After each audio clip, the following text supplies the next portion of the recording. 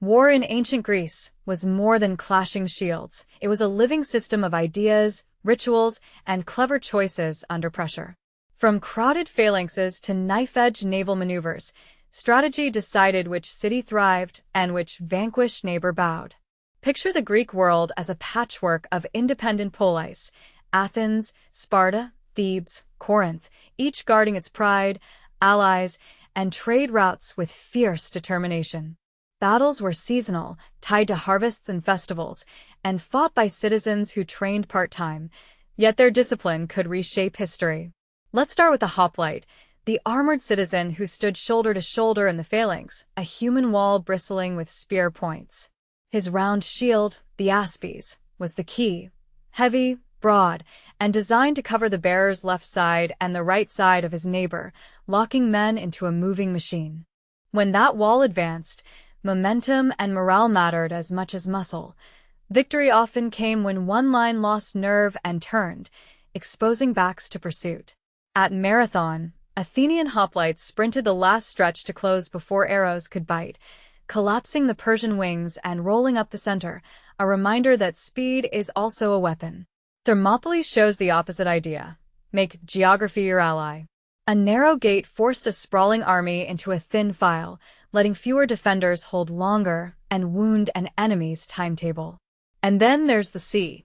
Greek strategy turned water into a battlefield with triremes, sleek warships powered by trained rowers who could accelerate, pivot, and ram like living spears.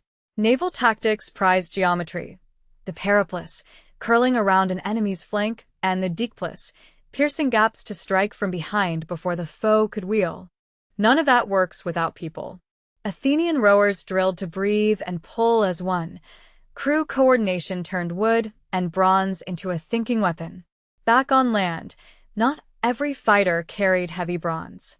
Peltasts, light infantry with javelins and small shields, harassed, retreated, and struck again, fraying dense formations and punishing pursuers. Commanders learned to blend arms. Iphicrates famously lengthened spears, lightened gear, and drilled flexible units that mauled heavier foes caught off balance, a redesign of the tool to fit the task. Cavalry, scarce in rocky Greece but strong in Thessaly, scouted, screened flanks, and chased down broken enemies, its best weapon often the threat of a timely charge. Then Thebes changed the conversation. At Leuctra, Epaminondas stacked his left wing deep and strong, drove it straight at Sparta's best, and refused his weaker wing, an oblique order that shattered a legend. The Sacred Band, pairs of loyal comrades, stood at the heart of that hammer. Cohesion under stress turned innovative geometry into a decisive break. Macedon absorbed these lessons and multiplied them. A longer pike, the sarissa, gave the phalanx a bristling reach. Paired with mobile cavalry and skirmishers, it became a system of interlocking threats. Alexander used that system like a conductor. He fixed enemy centers with infantry, then cracked flanks with companion cavalry wedges, striking where attention was thin and footwork was clumsy. Siegecraft matured too.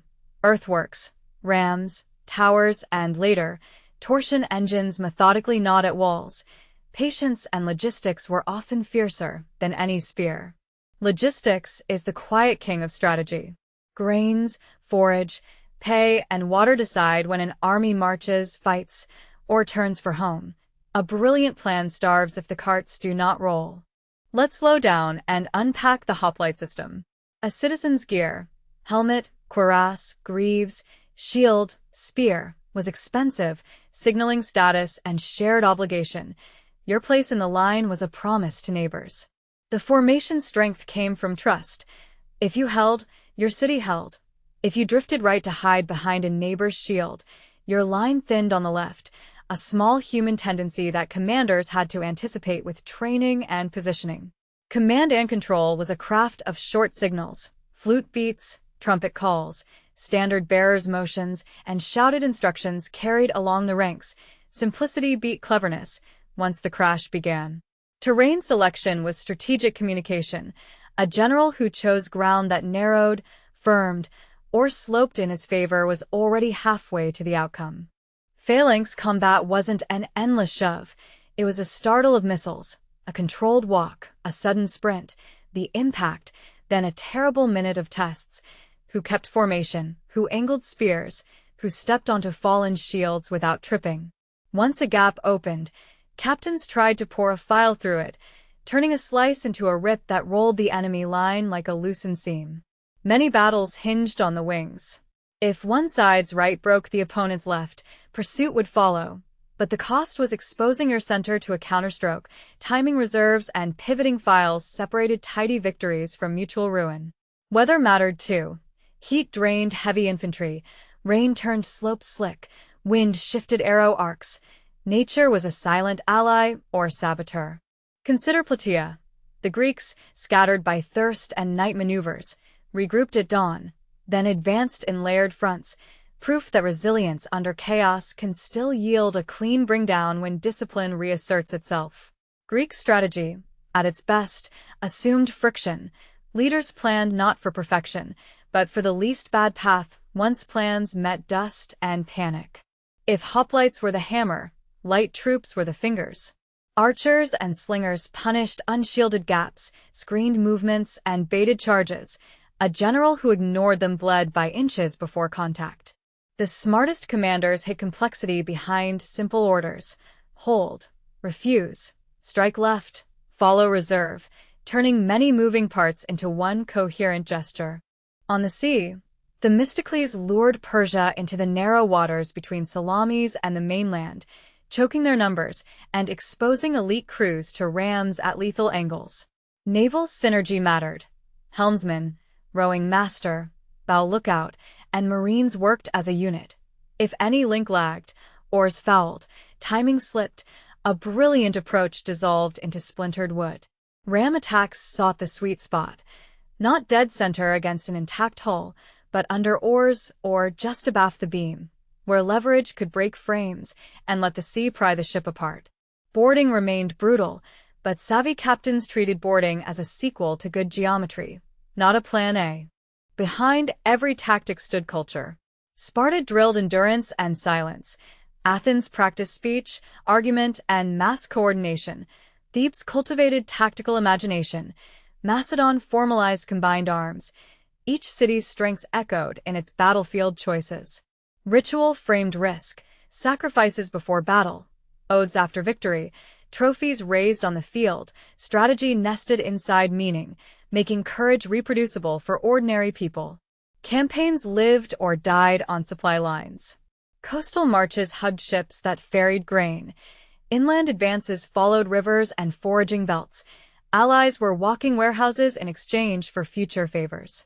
Pay mattered. Citizen militias fought short wars. Mercenaries and rowers demanded coin. A treasury set the ceiling on grand strategy. Greek leaders wrote after-action reports in speeches and histories. Each campaign was a classroom. Ideas traveled. Today's enemy became tomorrow's teacher when treaties shifted or a clever tactic impressed a rival. Over time, one theme repeats. The victor is the side that makes the battlefield small where it is strong and big where the enemy is confused. The oblique order deserves a closer look. By waiting one wing, refusing the other, and stepping diagonally, a general could fight a part of the enemy with most of his own, local superiority on purpose. Yet it demanded iron control. Overeager units on the refused wing must resist their pride and delay, or the shape collapses and the enemy counterrolls the thin center. Macedonian combined arms worked much the same way at higher speed. Phalangites fixed the foe with a forest of pikes that discouraged rash charges. Then light troops bit the flanks until cavalry found or made a seam to rush. Rivers that seemed secure became highways when bridged by will. At the Hydaspes, a night crossing, decoys, and feints turned an unfordable barrier into an ambush from multiple banks. Siege logic is patient. Isolate, probe, measure wall response, dig or batter, then exploit shock with storming parties. Supplies inside shrink while nerves fray. Negotiations are as much a weapon as ladders. Defenders answered with sorties, fire, countermines, and clever geometry, angled walls and towers that punish straight approaches. Strategy also needed an exit. Greek commanders kept back a reserve, a chosen rear guard, and a clean line of retreat. Knowing when to disengage preserved a city for the next season's diplomacy. Pride killed more armies than arrows. Restraint won futures that chest-beating could not. If you led a polis, your grand strategy balanced four levers: citizen morale, treasury health, alliance web, and timing. Tilt too hard toward glory and you emptied the grain bins. Cling too tightly to safety, and rivals ate your friends one by one. The best leaders aligned battlefield choices with political aims, decisive when necessary, evasive when wise, theatrical when morale needed a spark. So, what did the Greeks teach later ages? 3 enduring lessons. First, formations are technologies. Train them like machines. Second, terrain and timing multiply courage. Third, mixed forces beat single-note plans when led with clarity. None of these ideas require bronze and oars. They require people who can practice together, think under stress, and adapt faster than a stubborn opponent. Picture a commander on a low hill, studying dust trails, listening for flute calls, and weighing one last decision. Move the reserve early and risk a gap, or wait and risk momentum. In that pause-live strategy, a bet on people, place, and time. If you remember one image of Greek warfare, let it be the shield edge brushing a neighbor's arm, an emblem of how cooperation turns fragile individuals into a force. And if you remember one idea, let it be this: smart choices make strength appear larger than it is, and often that is enough. Want more deep dives into the tactics that shaped civilizations? Hit subscribe, give this a like to help others find it, and share with a friend who loves history. Thanks for watching. See you on the next campaign.